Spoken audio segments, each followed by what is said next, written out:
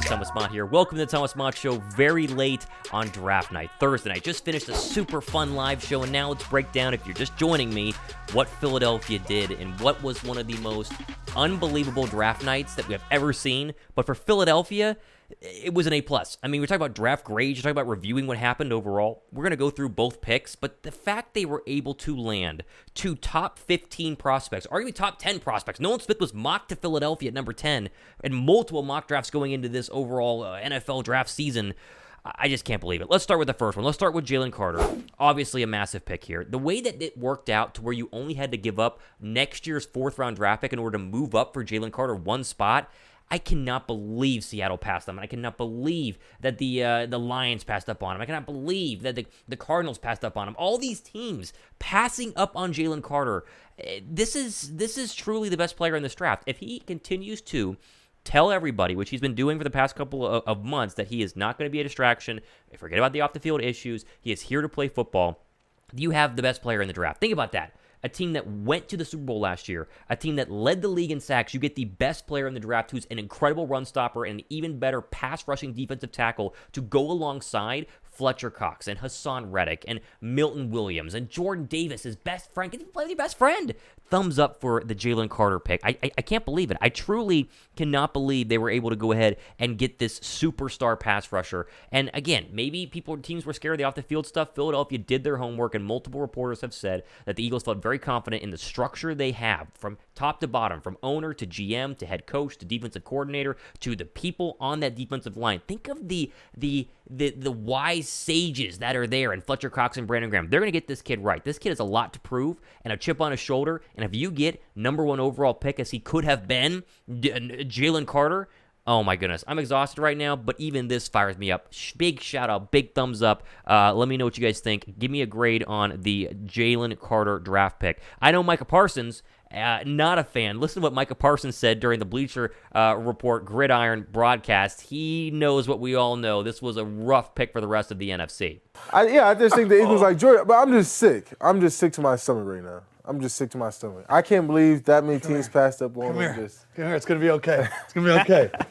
Sick to his stomach. Well, Micah's always been kind of a closet Eagle fan, but I get it. Sick to your stomach is right. I'd be sick to my stomach if I was a team that has to play this defensive line every single year, twice a year if you're the Cowboys, once a year if some of these other football teams.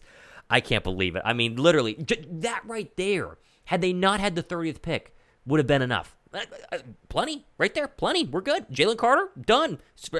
Top 10 pick for a team that went to the Super Bowl, good to go. And yet they still were able to make another big move in Nolan Smith. First, though, I do want to mention a brand new hat. I've been working on this for a while. I dropped it. It's called thephillyhat.com. Updated the website completely, and I have two here. Are the first two that have been custom embroidered from a embroidery shop here in Atlanta. This is not from some cheap website that's going to give you the worst quality. It's 3D puff print, and I worked really hard to get the 3D puff print on the Auto 5-panel cap. These things are absolutely fantastic, and I have 60 of them. I'm getting some white ones as well, but I have the Kelly Green, I have the black, and I have the white ones as well. So go to the link down below, thephillyhat.com, and pick it up. They're pre-order right now because they're still printing. They're actually, you go to the website, you can see the video of them being printed. I was there at the embroidery place today, but they're going to have them for us. They're going to be pre-ordered right now, so you lock yours down, and then it's about 30 of each, and then we're going to go ahead and ship these out early May. Probably the second week in May is when you're going to get them. But the quality, I wish it would come through on the camera a little bit better. The quality of these hats, this is not a typical YouTuber's hat. I'm telling you, I want to rep Philadelphia. I love the logo design. Pick up a hat. I would love for you guys to support the channel by grabbing a hat. And the fact we dropped them on draft night is incredible. Okay, over to Nolan Smith at 30.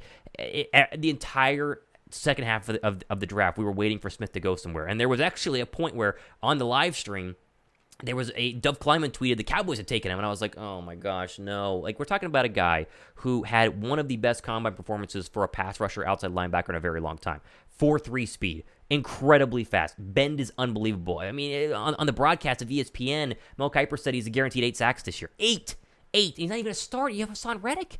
You talk about Reddick training this kid? Yes, he has the pectoral muscle tear, but he says he's good to go. He has a lot of time to recover from that. And even if he doesn't play the first half of the year, which he will play, You still got Jalen Carter. His draft party was very fun too. Nakobe Dean was there. Jordan Davis was there. They are creating the Georgia Bulldogs, the Philadelphia Bulldogs in Philly, and it's a sight to be held. It is absolutely unbelievable what the Eagles were able to do. Here's Daniel Jeremiah. Look at this tweet. I'm dumbfounded at the fact the Eagles are leaving the first round with both Jalen Carter and Nolan Smith. He was number 12 on Mel Kiper's big board. Number 12 on Mel Kiper's big board, and yet Philadelphia got him at 30. 30, okay. Listen, anything can happen this offseason, okay? There's still moves to be made. The Eagles have a very early pick coming up in the second round tomorrow.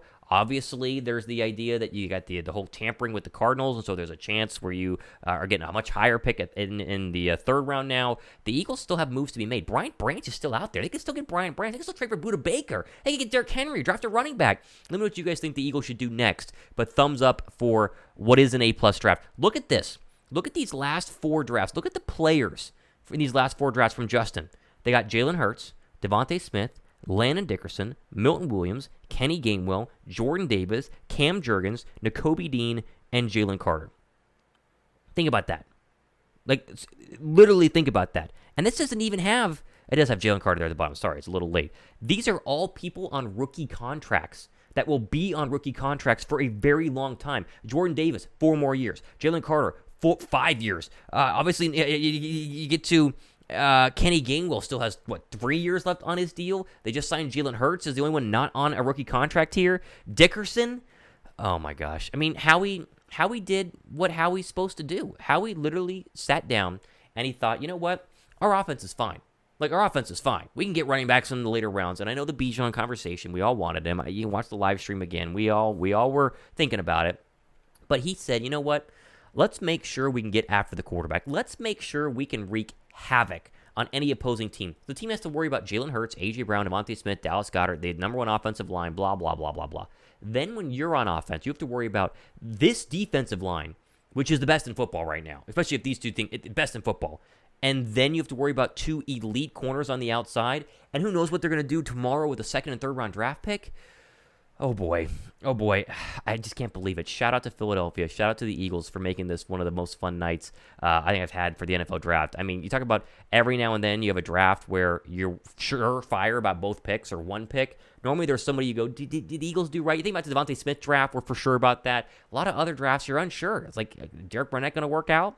You know, are these guys going to work? And in the end, this is probably one of the better drafts that we've seen in a very long time. So, before we go, hats, pre-order, they're up right now. I'm telling you, the quality it's unbelievable. I think this is going to be big, and I'm excited for you guys to jump on it. Jump on the hat, and of course, stay tuned tomorrow. Josh Davis Philly Special Show is going to be live. I'm at a wedding, so I'm going to be doing some pop-in live stuff when the Eagles are picking, and then I'm going to do a recap as I always do. So subscribe, thumbs up. I appreciate you guys. Fly Eagles Fly. Thomas Mott says the Thomas Mott Show.